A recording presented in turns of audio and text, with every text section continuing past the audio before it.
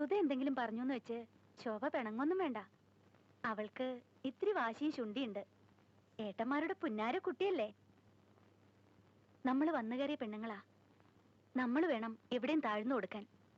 എന്നാലേ കുടുംബത്തിൽ സമാധാനം ഉണ്ടാവൂ. ഞാൻ ഈ കുടുംബത്തിൽ സമാധാനക്കേടുണ്ടാക്കാൻ വന്നതല്ല. അങ്ങനെ ഞാൻ പറഞ്ഞില്ലല്ലോ. എന്റെ വീട്ടിൽ ഞാൻ ഭയങ്കര ദേഷ്യക്കാരിയായിരുന്നു. ദേഷ്യം വന്ന കണ്ണ് കാണില്ല. കൈ കിട്ടണത് എന്തും എടുത്തെറിയും. ഇവിടെ വന്ന ആ സ്വഭാവം എടുത്താൽ ഇടിച്ചെല്ലൊടിക്കും. അതുകൊണ്ട് മാറി. പെണ്ണുങ്ങൾ അങ്ങനെയാ. സ്വന്തം വീട്ടിൽ ഒരു സ്വഭാവം, കെട്ടിക്കൊണ്ടുവരുന്ന വീട്ടിൽ ഒരു സ്വഭാവം. എനിക്ക് അങ്ങനെയൊന്നും മാറാൻ പറ്റില്ല. ഇത്തരം ചീത്ത സ്വഭാവങ്ങളൊന്നുമില്ല എനിക്ക്. ഇത്തിരി വൃത്തിയിലും അന്തസ്സിലും വളർന്നു. അത് ചീത്തയാണോ? എന്നല്ലേ ഏടത്തി പറഞ്ഞത്.